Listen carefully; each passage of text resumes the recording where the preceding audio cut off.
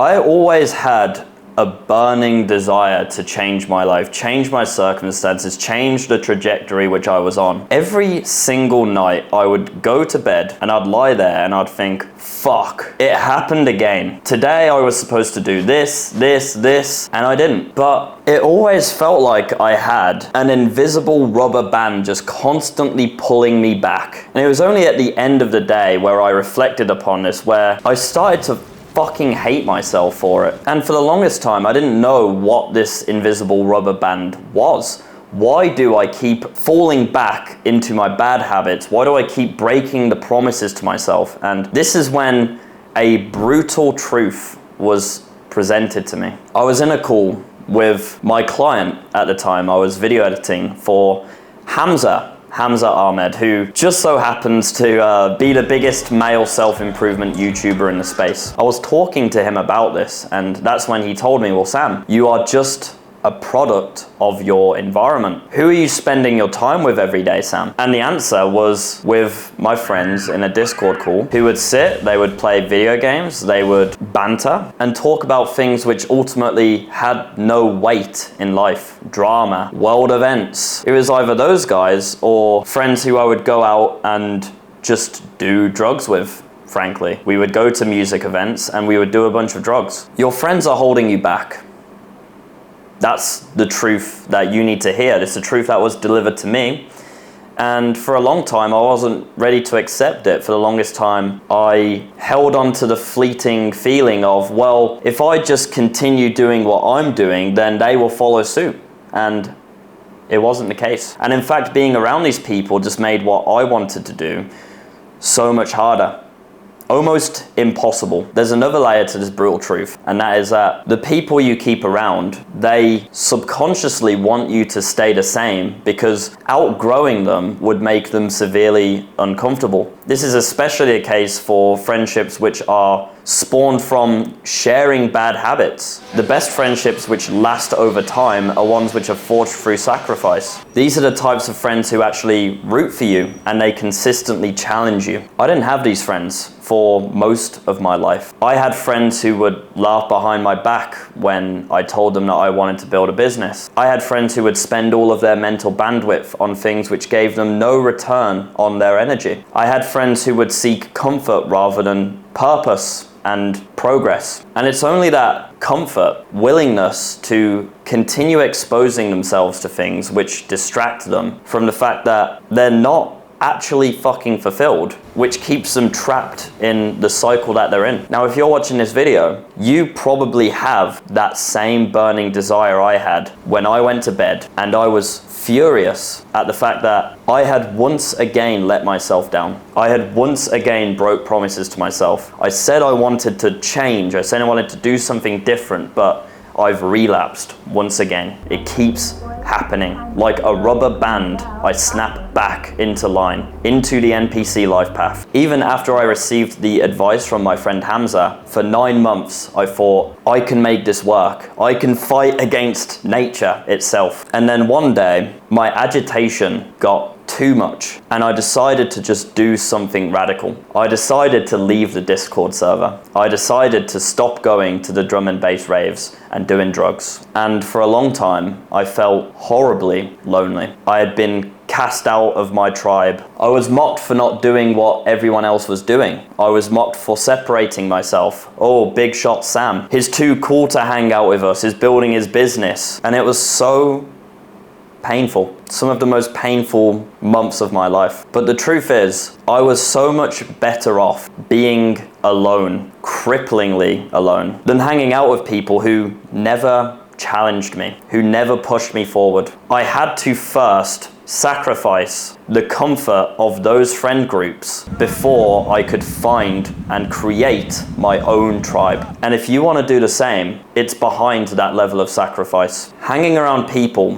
who don't ever challenge you should terrify you. Giving any mental bandwidth to people like that should terrify you. because if you want to change your life, you need every ounce of energy you have. You and me, we were not born into a family which is all set up for life, got all the money, they've got all the life lessons to pass down to you. If you're anything like me, you have been thrown into this chaotic mess of a world with very little guidance. As a man, you've been sold the wrong blueprints for your entire life. And I promise you to undo the conditioning that Western societies put upon you, your teachers, your government, the way that you see the world, the way that you think things should go, it's going to take everything you have. And if there's parts of your life and parts of your environment which isn't serving that purpose, you're probably going to lose. You probably will end up in that pub at 40 years old, sinking pints, watching football, with a mediocre job, with shitty friends who banter each other, with a woman who doesn't respect you, with no freedom to do what you want, when you want, work with who you want, travel where you want, because that's how most people end up.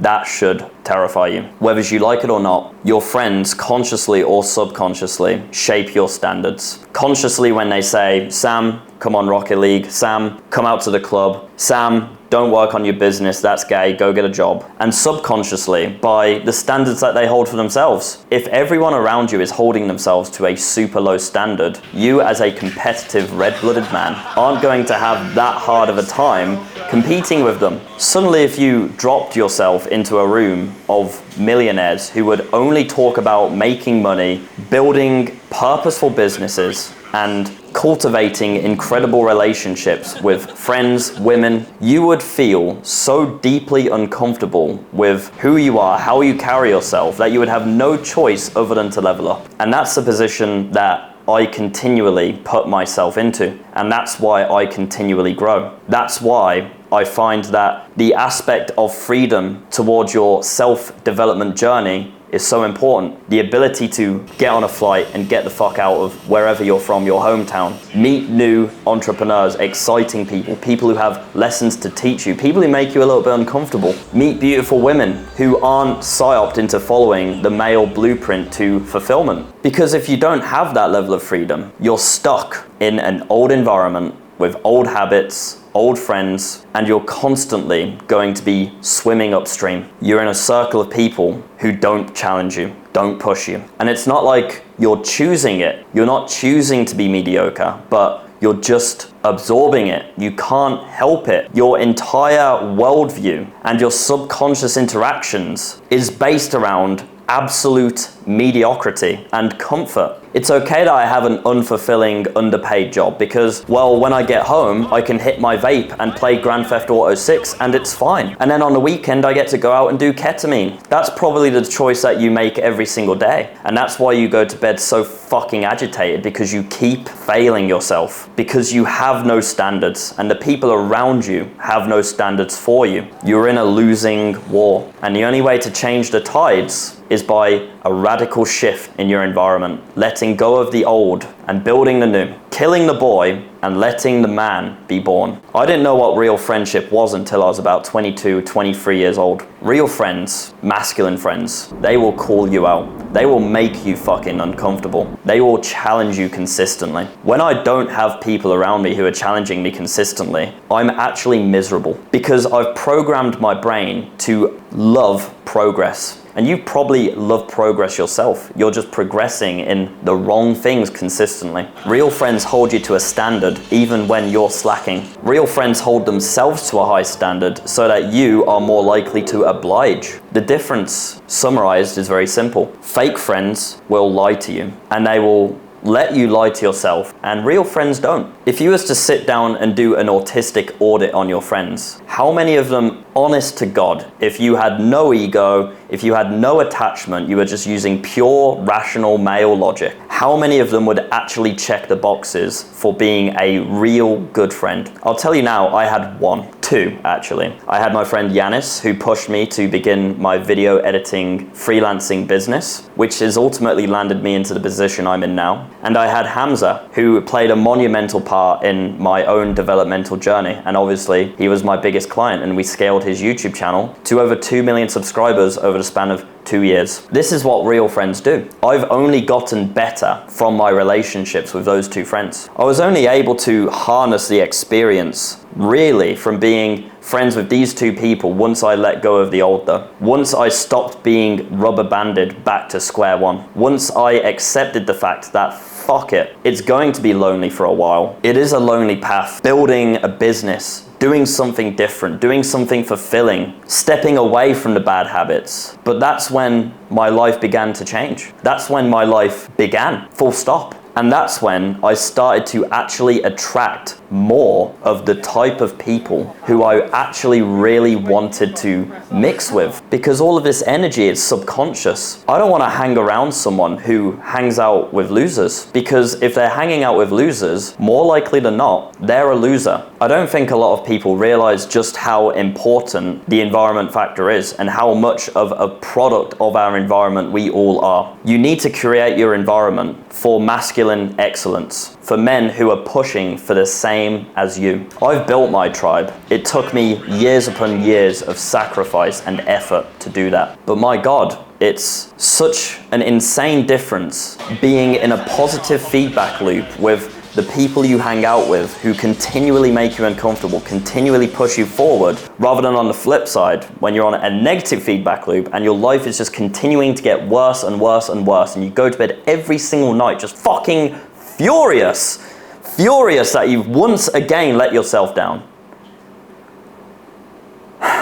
Your circle is either speeding up your pursuit of freedom, or it's significantly slowing it down, or putting it to a total halt. So if you've been waiting for permission, you're watching this video for a reason, okay? I give you permission. You have to cut the anchor, no matter how painful it may be. It was painful for me, horribly painful, and I don't even hold anything personal against any of these people. In fact, I really wish them the best, and I really hope that they too figure this stuff out. But you can't begin to change your life until you change your environment and your vibrational state. And there's nothing more low vibrational than hanging around people who constantly distract themselves and constantly talk shit about each other and constantly don't hold themselves or anyone else to any sort of high standard. The right people you want to mix with, they're out there, but they won't mix with you until you make this shift in your mind. This genuine shift, this genuine sacrifice. You have to choose. Choose the comfort, the familiarity of your current situation, your friend groups, your circles, or the new path towards a lifestyle of